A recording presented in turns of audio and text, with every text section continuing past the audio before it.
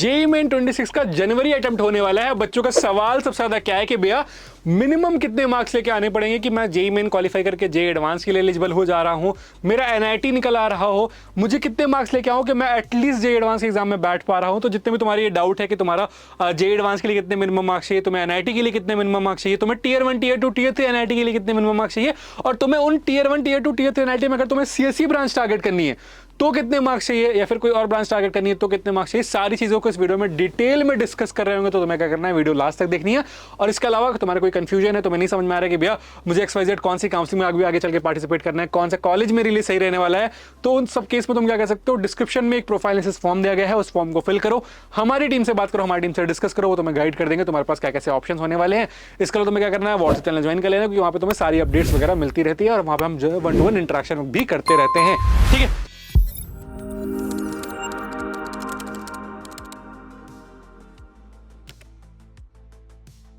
तो चलो पहली चीज जो तुम्हें समझ में आ गई होगी, जो पहली चीज तुम्हें पता चल गई होगी, वो ये हो गया होगा कि कम से कम 1-1.5 लाख बच्चों का नंबर बढ़ने वाला है अगर हम बात कर रहे होंगे 2026 जेईई मेंस की। ठीक है, यानी कि हम एक्सपेक्ट कर रहे हैं कि तुम्हारे 14.5 से लेके 15.5 के बीच में बच्चे एग्जाम दे रहे होंगे, यानी कि 14.5 लाख से लेके 15.5 लाख तक बच्चा तुम्हारा एग्जाम दे रहा होगा। तो तुम्हें इस चीज के लिए एक प्रिपेयर रहना है, क्योंकि जो अभी तुम्हारा जैन वाला रजिस्ट्रेशन हुआ है, ठीक है, उसमें 14,50,000 स्टूडेंट रजिस्टर किए हुए हैं। और जब हम बात कर रहे होंगे सेशन 2 की, तो वहां पे ये नंबर कुछ तो इंक्रीज करेगा ही करेगा, एटलीस्ट मिनिमम 50,000 के अराउंड ये नंबर इंक्रीज कर रहा होगा। तो 15 लाख तुम्हें एक नंबर मान के चलना है, 50,000 के अराउंड इंक्रीज कर रहा होगा, तो तुम्हें 15 लाख का नंबर मान के चलना है कि इतने बच्चे ऑलमोस्ट तुम्हारे पार्टिसिपेट कर रहे होंगे। तो तुम्हारा कॉम्पिटिशन थोड़ा सा इंक्रीज हुआ है।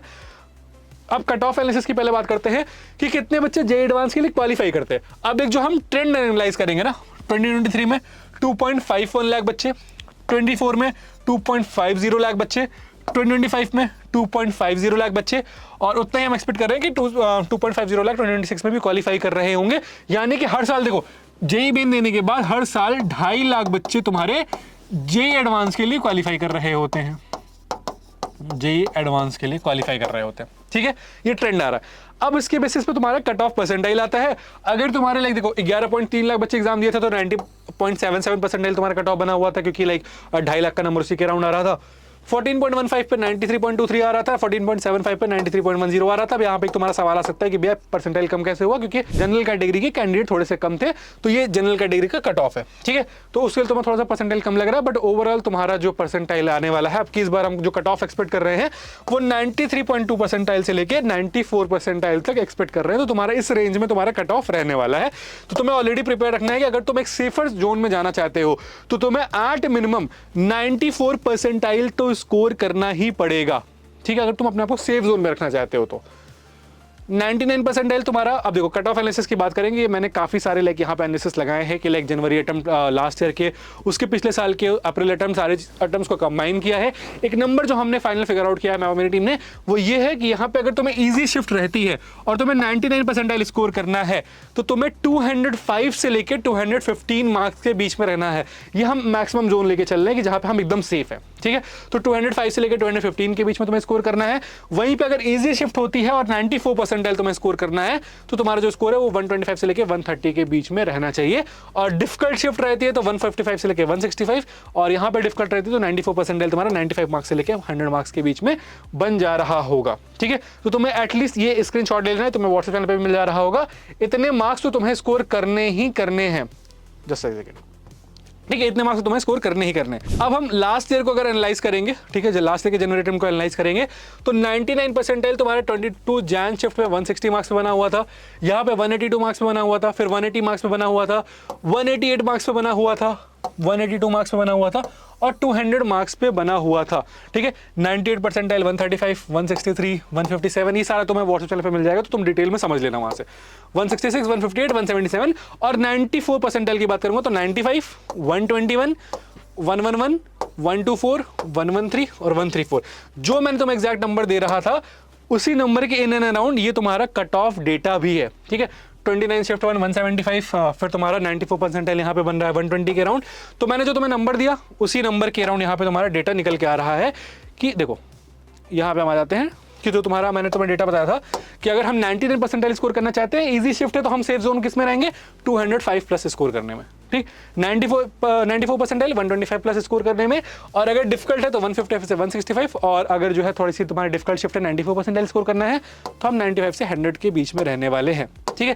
तो ये चीज तुम्हें समझ में आ गई है कि तुम्हें कितना स्कोर करना है। अब एक मिनिमम कट ऑफ मार्क्स मान लेते हैं कि मिनिमम कट ऑफ मार्क्स कितना आ रहा होगा कैटेगरी वाइज। अगर हम जनरल कैटेगरी की बात करेंगे तो 110 से 125 के बीच में, EWS 70 से 80 के बीच में, OBC 65 से 75 के बीच में, SC कैटेगरी 40 से 45 के बीच में, ST कैटेगरी 30 से 35 के बीच में। यानी कि आपको इतने मिनिमम मार्क्स स्कोर करने पड़ेंगे तभी आप क्वालिफाई कर पा रहे होगे। और देखो ये 94 परसेंटाइल के लिए बता रहा हूँ, ये थोड़ा थोड़ा शिफ्ट में वेरी करेगा, तो 2-4 मार्क्स ऊपर नीचे लेके चलना, और हमेशा हायर एंड पे पकड़ो कि मान लो मैंने 80 बताया तो 25 मार्क्स स्कोर करने का एटलीस्ट ट्राई करोगे, जिससे तुम थोड़ा सा और ज़्यादा सेफ जोन में हो जाओ। अब बहुत सारे बच्चे मुझसे सवाल करते हैं भैया NITs के लिए हमें कितने मार्क्स चाहिए, ठीक है। तो NITs के अगर मैं Tier 1 टारगेट कर रहा हूँ, CSE टारगेट कर रहा हूँ, तो इतने मार्क्स चाहिए, 220 प्लस 230 प्लस हमें लेके आने पड़ेंगे। एनी ब्रांच 160 प्लस से काम हो जाएगा। Tier 2 200 प्लस CSE के लिए, 150 प्लस एनी ब्रांच से काम हमारा हो जाएगा। Tier 3 में बात करेंगे CSE के लिए 145 प्लस, ठीक है। एनी ब्रांच 120 से भी हमारा काम हो जा रहा होगा। तो यानी कि हमें इतना स्कोर लेके आना पड़ेगा। अब शिफ्ट वाइज डिपेंड करेगा, थोड़ा बहुत स्कोर ऊपर नीचे होगा, बट ओवरऑल तुम्हारा यही कट ऑफ रहने वाला है, यही जा रहा होगा। और जब रिजल्ट आएगा, जब कट ऑफ डिटेल में आ जाएगा, तो मैं यहाँ पे तुम्हें इस वीडियो से तुम कंपेयर भी कर लेना कि नमन भैया ने कितना सही और कितना गलत बताया था, ठीक है। पिछले 5-6 साल से जब से मैं बच्चों को ये चीज़ बता रहा हूँ, सिखा रहा हूँ, मेंटर कर रहा हूँ, तब से एग्जैक्ट जो चीज़ मैं बता देता हूँ वो चीज़ हो रही होती है, ठीक है। थोड़ा बहुत 5-6 नंबर ऊपर नीचे हर जगह चलता है, और उतना हम यहाँ पे लेके चलते हैं कि 5-6 नंबर के ऊपर नीचे होगा, इससे ज़्यादा तुम्हारा यहाँ पे चेंज नहीं हो रहा होता है। तो तुम्हें ये सारी चीज़ें मैंने बहुत क्लैरिटी के साथ समझा दी हैं कि कितने मार्क्स तुम्हें स्कोर करने हैं, कितने मार्क्स तुम्हें NIT के लिए चाहिए। अब तुम्हारे अभी मॉक टेस्ट में कितने मार्क्स आ रहे हैं ये तुम्हें कॉमेंट सेक्शन में बता देना है। इस वीडियो को सारे दोस्तों के साथ शेयर कर देना, जितने भी तुम्हारे 2 JEE की प्रिपरेशन कर रहे हैं, जिनको कॉलेज चाहिए, उनको शेयर कर देना। और इसी के साथ मैं हूं नमन, कॉलेज करियर काउंसलिंग से रिलेटेड कोई भी डाउट आता है तुम्हें इस चैनल पे पता चल जाएगा, तो तुम्हें क्या करना है, कॉलेज सच को सब्सक्राइब कर लेना।